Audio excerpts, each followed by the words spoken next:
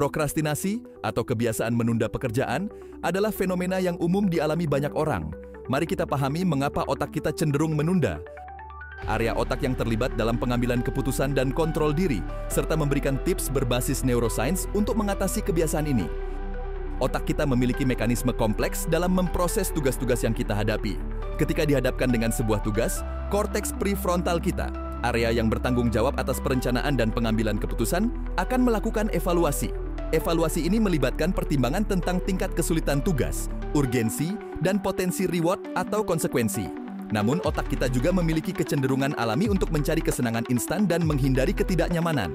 Ini berakar pada sistem limbik kita yang mengatur emosi dan motivasi.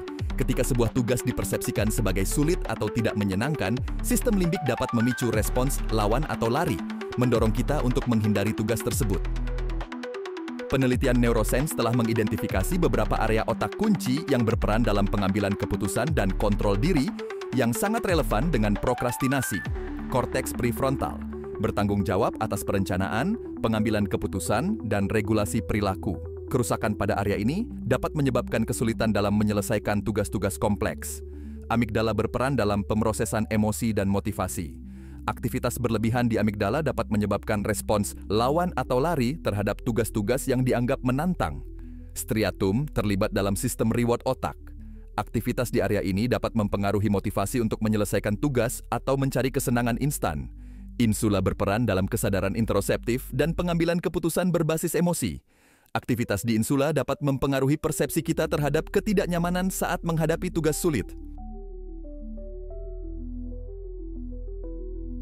Mengapa kita cenderung menunda? Kecenderungan untuk menunda pekerjaan memiliki akar yang dalam pada biologi dan psikologi manusia. Dari perspektif evolusi, otak kita diprogram untuk menghemat energi dan menghindari potensi bahaya. Dalam konteks modern, tugas-tugas yang kompleks atau tidak menyenangkan dapat dipersepsikan sebagai ancaman oleh otak kita, memicu respons penghindaran. Selain itu, otak kita memiliki bias terhadap reward jangka pendek dibandingkan manfaat jangka panjang. Ini disebut temporal discounting, di mana kita cenderung menilai reward yang lebih dekat, waktunya lebih tinggi daripada reward di masa depan, meskipun reward masa depan mungkin lebih besar.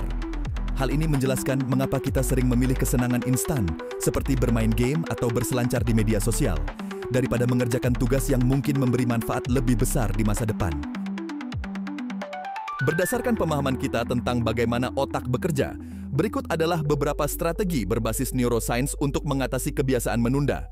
Pecah tugas menjadi bagian kecil, memecah tugas besar menjadi langkah-langkah kecil yang lebih mudah dikelola, dapat mengurangi aktivasi amigdala dan menurunkan respons stres. Gunakan teknik Pomodoro, bekerja dalam interval pendek. Misalnya 25 menit, diikuti istirahat singkat dapat membantu mempertahankan fokus dan mengurangi kelelahan mental. Ciptakan sistem reward, memberikan diri sendiri reward kecil setelah menyelesaikan tugas dapat meningkatkan aktivitas di striatum, memperkuat perilaku positif. Praktikan mindfulness, meditasi mindfulness dapat memperkuat koneksi antara korteks prefrontal dan amigdala, meningkatkan kontrol emosi dan fokus. Mengatasi prokrastinasi bukan hanya tentang teknik jangka pendek, tetapi juga tentang mengubah pola pikir dan kebiasaan jangka panjang. Proses ini melibatkan rewiring otak melalui neuroplastisitas, kemampuan otak untuk membentuk koneksi baru dan mengubah pola aktivitas neural. Dengan memanfaatkan kemampuan otak yang luar biasa ini, kita dapat membangun kebiasaan produktif yang bertahan lama. Ketika kita secara konsisten menerapkan strategi anti-prokrastinasi, kita sebenarnya sedang membentuk jalur neural baru yang memperkuat perilaku produktif. Seiring waktu, ini dapat mengubah respons default otak kita terhadap tugas-tugas yang menantang.